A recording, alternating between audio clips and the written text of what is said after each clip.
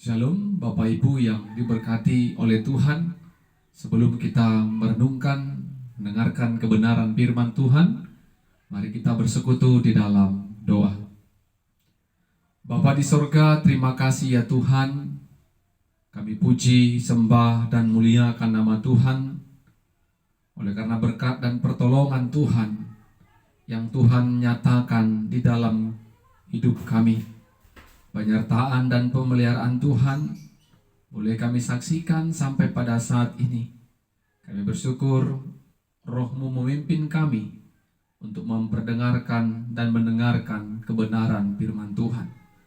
Berkati hati dan pikiran kami, agar kami boleh mengerti, memahami akan kebenaran firman-Mu. Roh-Mu yang menolong kami, dalam nama Yesus kami berdoa dan mengucap syukur. Amin. Bapak Ibu, saudara-saudara yang diberkati Tuhan, firman Tuhan bagi kita pada saat ini dari Mazmur pasal 92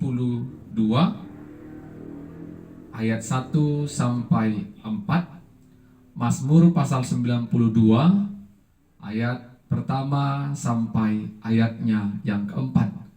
Kami akan bacakan firman Tuhan bagi kita, demikianlah firman-Nya. Tuhan Hakim yang adil. Mazmur nyanyian untuk hari Sabat. Adalah baik untuk menyanyikan syukur kepada Tuhan dan untuk menyanyikan mazmur bagi nama-Mu yang maha tinggi, untuk memberitakan kasih setiamu di waktu pagi dan kesetiaan-Mu di waktu malam, dengan bunyi-bunyian 10 tali dan dengan gambus, dengan iringan kecapi. Amin.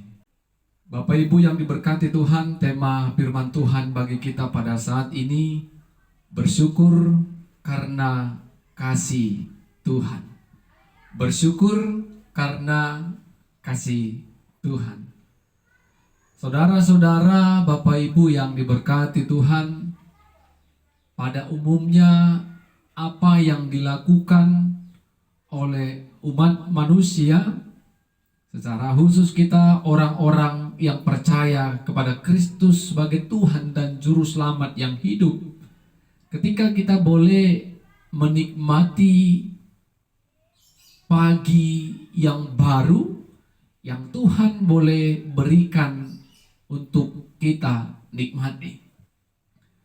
Tentu setiap pagi ketika kita diberikan kesempatan untuk menikmati anugerah Allah, yang harus kita kerjakan sebelum kita melakukan banyak aktivitas, kegiatan, dan rutinitas, kita harus terlebih dahulu datang menghadap Tuhan, menaikkan puji, sembah, dan syukur kita kepada Tuhan. Alasannya jelas, karena satu malam, sepanjang malam kita beristirahat, Tuhan berikan tempat, keadaan, waktu yang baik bagi kita untuk membaringkan tubuh jasmani kita. Dan di pagi hari kita memperoleh semangat baru, sukacita baru, berkat yang baru, dan tentunya pergumulan dan masalah yang baru juga yang akan kita hadapi satu hari ke depan. Sebelum kita melakukan aktivitas kita, terlebih kita datang kepada Tuhan, menaikkan ucapan syukur kita kepada Tuhan. Jangan kita langsung menyibukkan dengan kesibukan dunia, karena itu akan membuat kita lupa bahwasanya ketika Tuhan berikan kita kehidupan sampai pada saat ini, bukan karena kekuatan dan hebat kita, tetapi karena kasih Tuhanlah yang mengizinkan kita untuk menikmati kehidupan yang Tuhan berikan. Kita mau katakan bersyukur karena kehidupan yang Tuhan berikan, karena kasih karunia yang Tuhan berikan, itu menjadi gaya kehidupan orang-orang percaya. Jadi orang-orang percaya dapat terlihat dari gaya hidupnya yang selalu tunduk kepada Tuhan, yang selalu hidup dengan rasa syukur, bukan sebaliknya bersungut-sungut. Orang percaya tidak diajarkan untuk hidup dengan bersungut-sungut, tetapi bersuka cita, bersyukur. Sama seperti yang dikatakan Paulus, bersukacitalah dalam segala hal. Tentu di pagi hari itu kita punya semangat, tenaga yang baru. Kita boleh mengingat kebaikan Tuhan sepanjang hari yang sudah kita lalui. Dan kita akan memulai hari yang baru tentunya, yang akan banyak pergumulan, persoalan, tantangan yang akan kita hadapi. Tentu dengan mengandalkan diri kita semata, kita tidak akan mampu melewati hari-hari ini. Itu yang dikatakan oleh pemazmur pada saat ini. Pemazmur bersyukur karena kasih Tuhan kepada hidupnya, kepada seluruh ciptaannya, kepada setiap apa yang telah Tuhan karuniakan di tengah-tengah dunia ini. Bacaan ini dibacakan pada hari Sabat. Nyanyian, pujian dinaikkan kepada Tuhan karena pemazmur merasakan bagaimana pemeliharaan dan penyertaan Tuhan di sepanjang kehidupan orang-orang yang telah merasakan berkat-berkat Tuhan. Dan pemazmur katakan ini harus disaksikan bagaimana berkat pertolongan kemurahan Tuhan, pemeliharaan Tuhan kita saksikan setiap pagi dan setiap malam kita mengingat kasih Tuhan.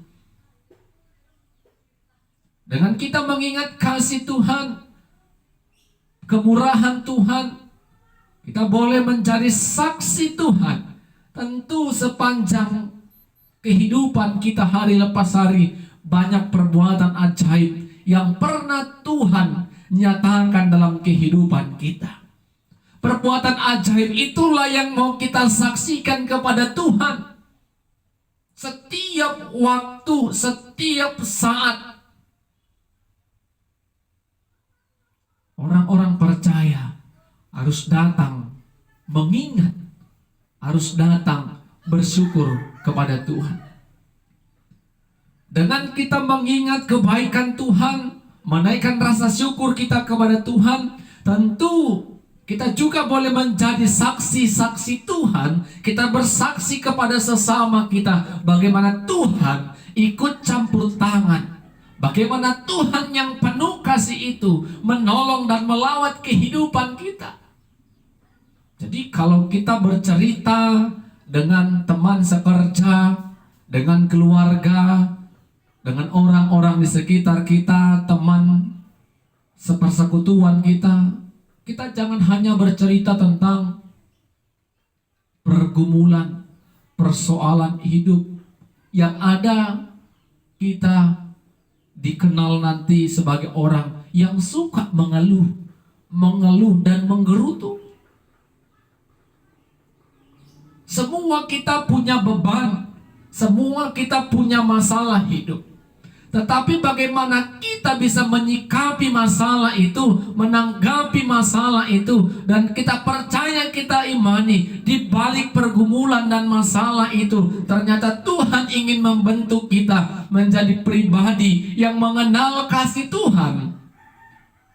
Bukan sebaliknya, kita pertontonkan kalau diri kita adalah orang yang paling banyak beban.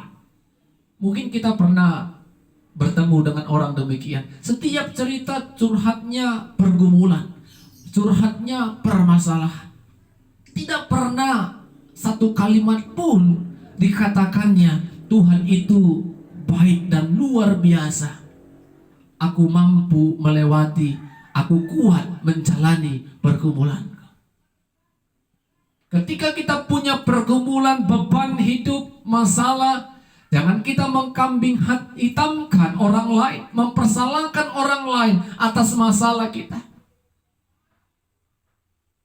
Kita diajak oleh pemazmur untuk mensyukuri setiap apa yang Tuhan berikan dalam kehidupan kita.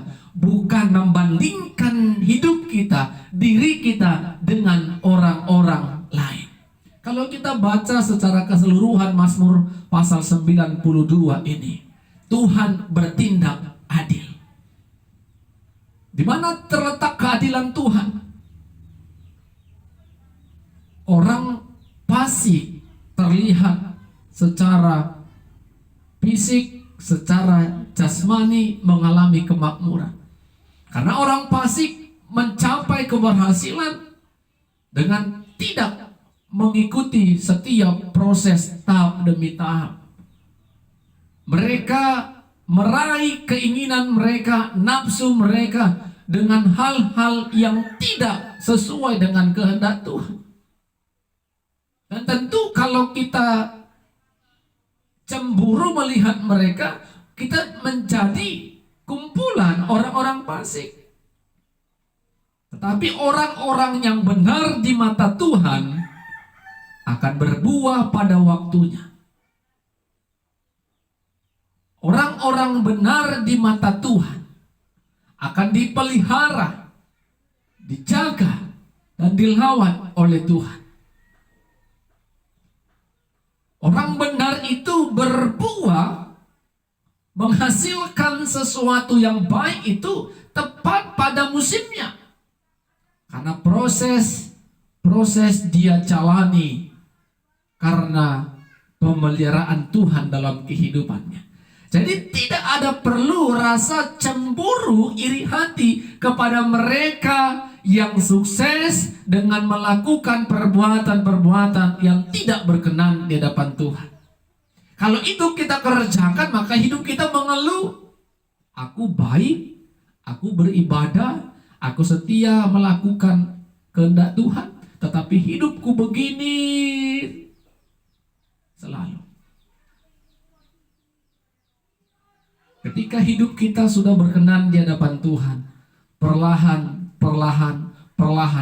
pada waktu yang Tuhan akan tetapkan untuk kita nikmati buahnya. Kalau kata Tuhan kita sudah berbuah, berhasil, siapapun tidak akan dapat menghambat buah dari hidup kita. Karena Tuhan yang mengizinkannya. Di Bapak Ibu yang diberkati Tuhan, belajar untuk merenungkan hidup pribadi lepas pribadi. Jangan pernah langsung menilai keberhasilan orang dengan kita mencoba membandingkan diri kita dengan orang lain. Aku takut Tuhan, mereka tidak takut Tuhan. Aku puji Tuhan, mereka tidak memuji Tuhan. Kenapa mereka berhasil? Jangan nanti kita terjerumus ke dalam hal penghakiman. Kita percaya dan kita imani saja. Ketika kita hidup menjadi orang benar, hidup dengan rasa syukur, hidup dengan menyaksikan kebaikan Tuhan, kemurahan Tuhan. Kalau boleh setiap pagi kita naikkan pujian kepada Tuhan, menaikkan rasa syukur kita kepada Tuhan, dan mengingat ke belakang bagaimana kita bisa melewati hari-hari kita. Kesehatan, ekonomi, keharmonisan rumah tangga, mungkin ini menjadi tantangan dalam kehidupan kita. Tetapi kalau kita mengingat ke belakang, merenungkan betapa luar biasa baiknya Tuhan di sepanjang kehidupan kita sampai detik ini, kasih Tuhan, pemeliharaan Tuhan masih nyata dalam kehidupan kita pribadi lepas pribadi. Mari Bapak Ibu yang diberkati Tuhan, jadikan gaya bersyukur ini menjadi gaya hidup orang-orang percaya. Perlihatkan kepada orang lain. Kalau kita punya masalah, Kita tidak pertontonkan kita benar-benar orang yang banyak beban. Perlihatkanlah kita orang-orang yang hidup menyerahkan, hidup bersaksi, banyak kebaikan. Bukan hanya penderitaan pergumulan yang kita saksikan. Saksikan napas yang kita peroleh pun, kesehatan yang kita peroleh pun saat ini, semua karena berkat dan kasih Tuhan. Amin, kita berdoa. Terima kasih buat berkat-Mu ya Tuhan. Kami bersyukur Tuhan menghantarkan kami sampai pada saat ini, menikmati berkat Tuhan lewat napas kehidupan dan kesehatan. Itu adalah berkat yang sungguh luar biasa boleh kami saksikan dalam kehidupan kami. Ajari kami Tuhan untuk tidak hidup mengeluh. Ajari kami Tuhan untuk mengandalkan Tuhan. Ajari kami Tuhan untuk belajar merenungkan kasih-Mu yang telah kami nikmati sepanjang hidup kami. Dalam nama Yesus kami berdoa dan bersyukur. Amin. Shalom Bapak Ibu, Tuhan Yesus memberkati kita semua. Shalom Bapak Ibu yang diberkati oleh Tuhan. Sebelum kita merenungkan kebenaran firman Tuhan, mari kita bersekutu di dalam doa. Kami memuji dan memuliakan nama-Mu ya Tuhan, karena kasih-Mu yang menuntun, memimpin kami untuk memperdengarkan dan mendengarkan kebenaran firman Tuhan. Engkau senantiasa boleh jamah hati kami, agar kebenaran firman Tuhan boleh kami mengerti, kami boleh paham, karena Tuhan menolong kami melalui Roh-Mu yang kudus. Dalam nama Yesus kami berdoa dan mengucap syukur. Amin. Saudara-saudara, Bapak dan Ibu yang diberkati Tuhan, firman Tuhan menyapa kita pada saat ini dari 2 Korintus pasal 5 ayat 6 sampai 10. Kami akan bacakan firman Tuhan bagi kita. Demikianlah firman-Nya.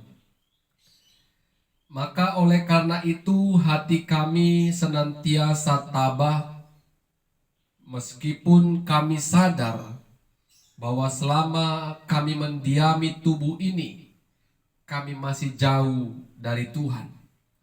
Sebab hidup kami ini adalah hidup karena percaya, bukan karena melihat.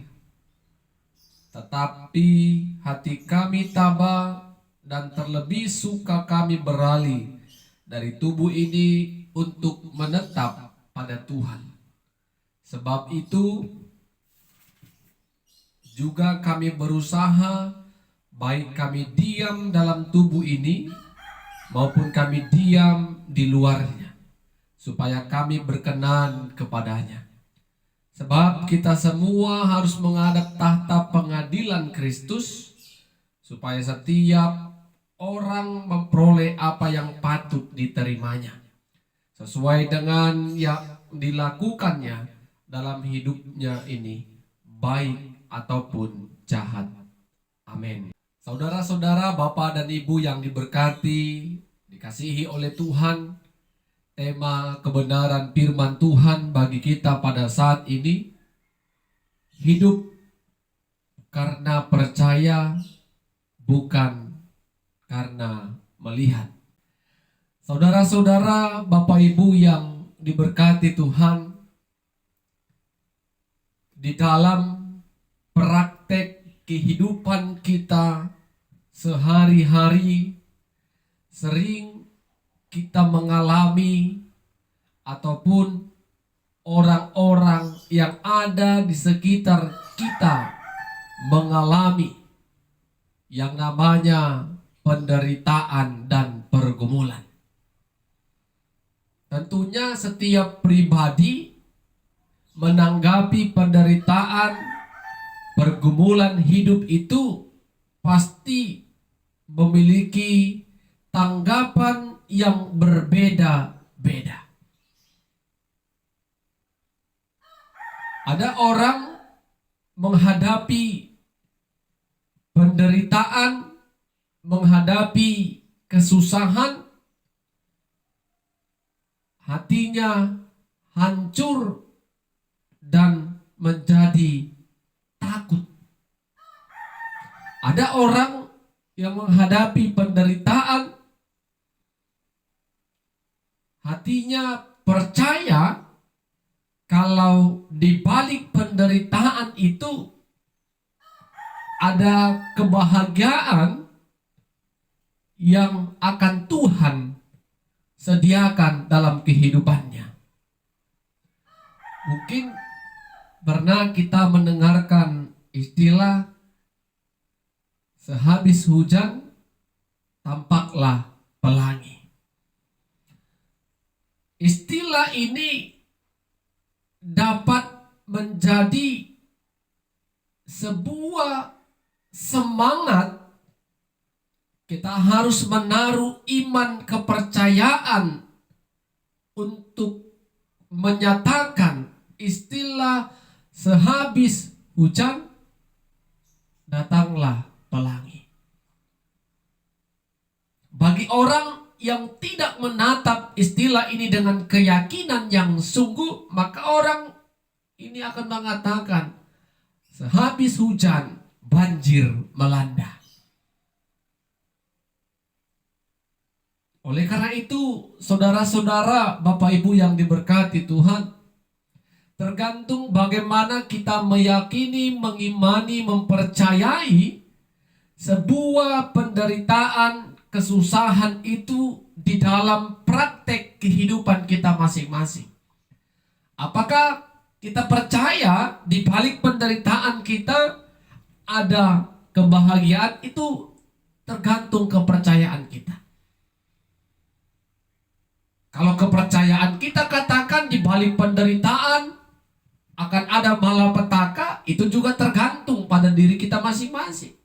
Tetapi mau kita katakan Bapak Ibu, kita mau pastikan, kita mau imani di balik penderitaan ada rencana yang telah Tuhan persiapkan dan sediakan.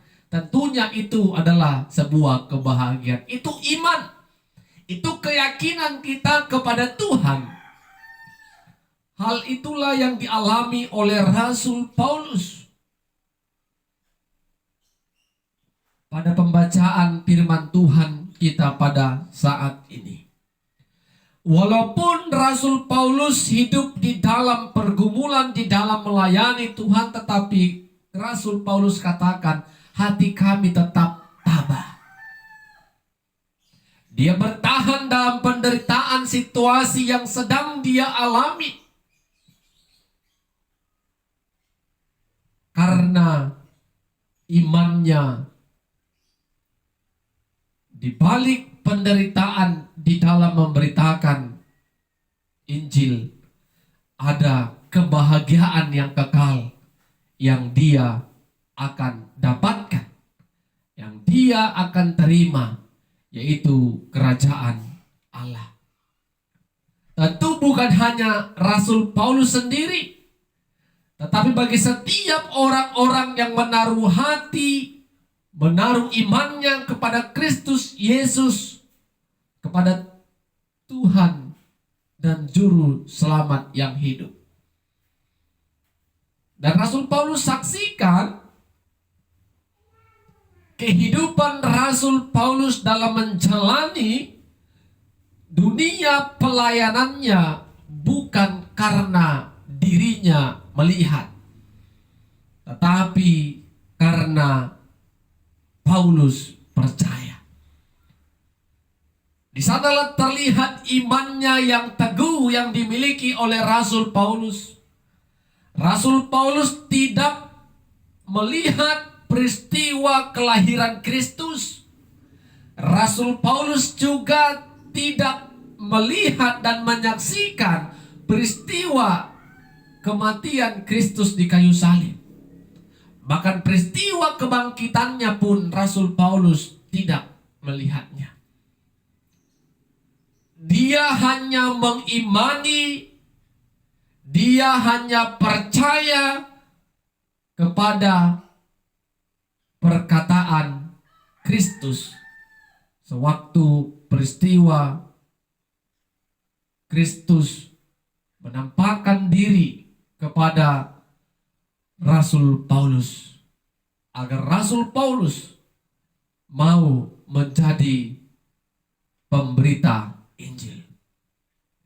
Kepercayaannya itulah membuat Rasul Paulus tidak putus semangat, tidak meninggalkan imannya, karena dia percaya di balik penderitaannya dalam memberitakan Injil, maka ada tempat yang telah Tuhan persiapkan, yaitu kerajaan Allah.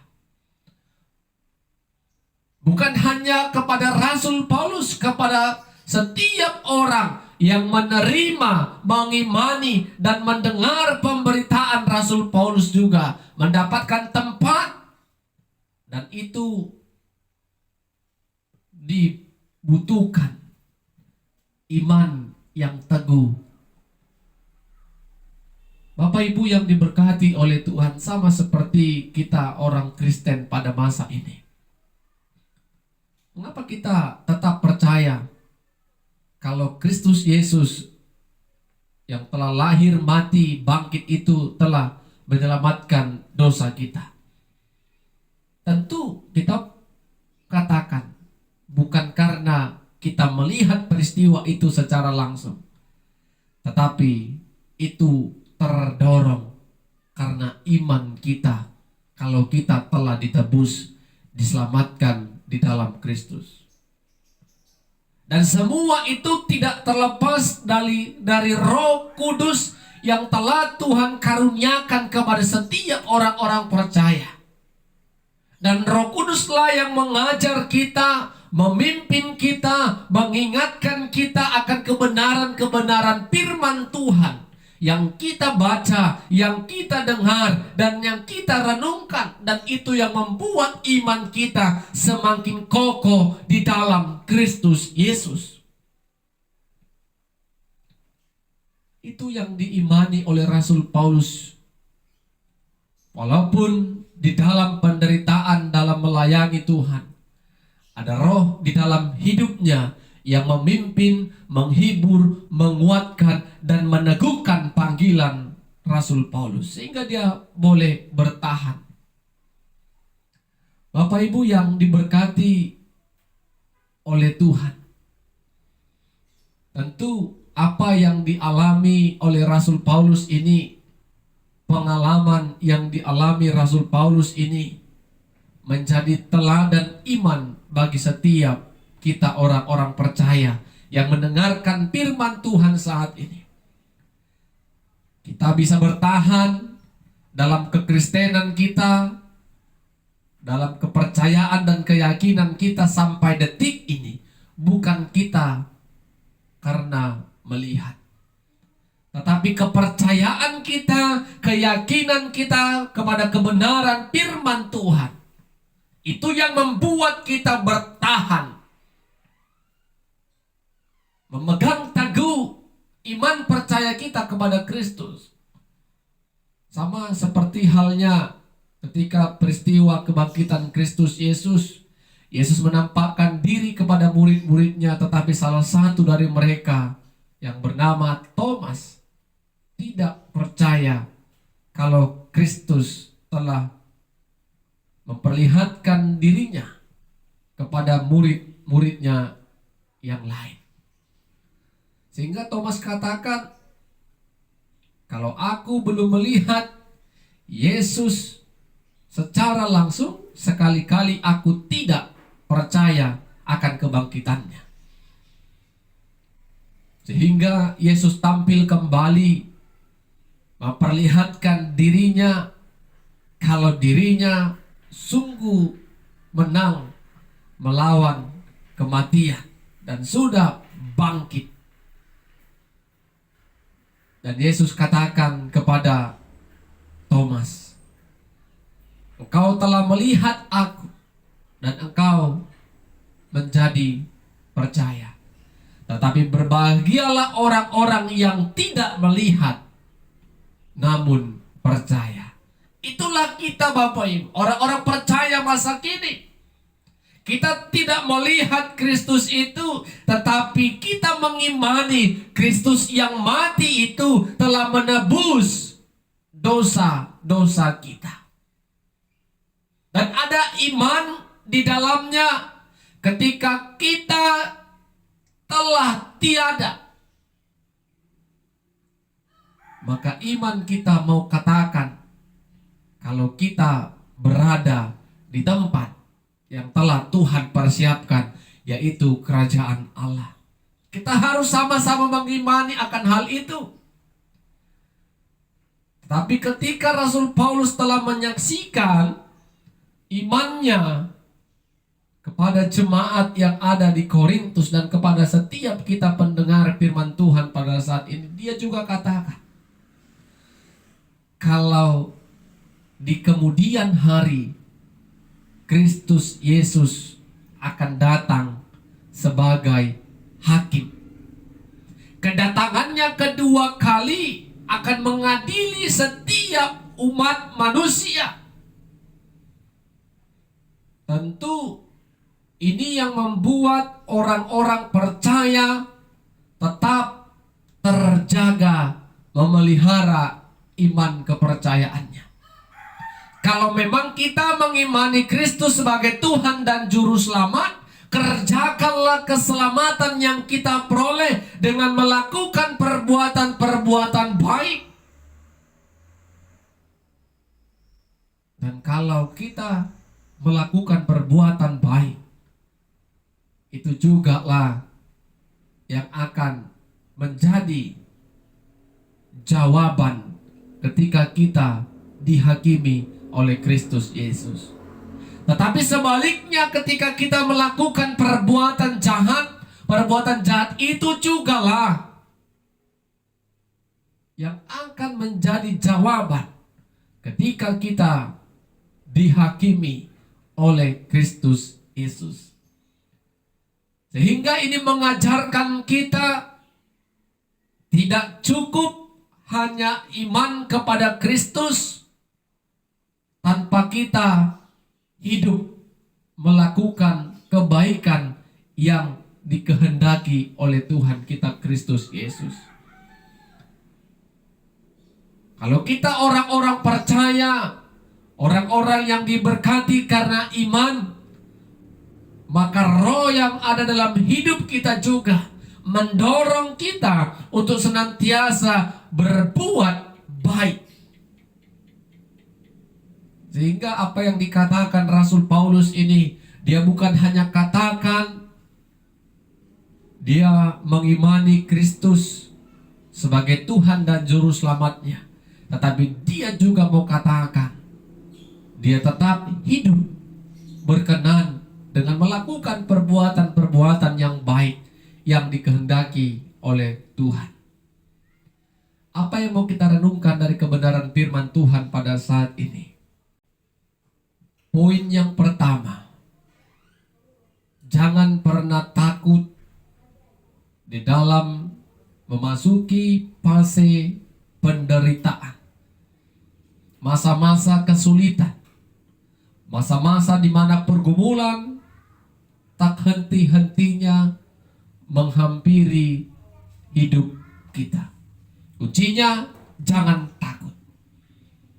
Kita harus mengimani walaupun kita hidup menderita, ada Roh Kudus yang telah Tuhan karuniakan bagi setiap kita orang percaya. Sehingga roh itulah yang menghibur, menguatkan, memimpin, mengajar, dan mengingatkan setiap pribadi kita. Kita harus menaruh iman. Kalau kita tidak dibiarkan Tuhan di dalam kesendirian kita menghadapi tantangan hidup, sama seperti yang dialami, dirasakan oleh Rasul Paulus. Poin yang kedua, iman kita harus teguh kepada Kristus Yesus sebagai Tuhan dan Juru Selamat yang hidup.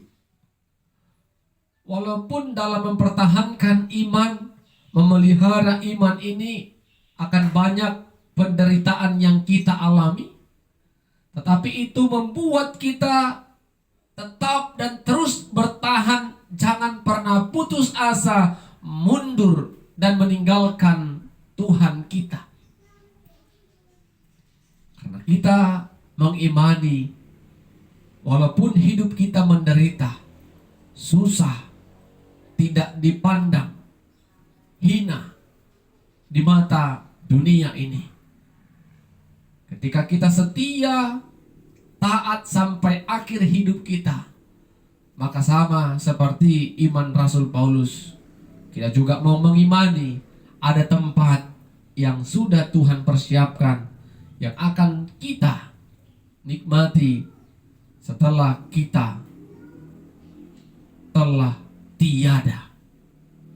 Setelah Kristus Yesus datang kedua kali menghakimi orang yang hidup dan yang mati.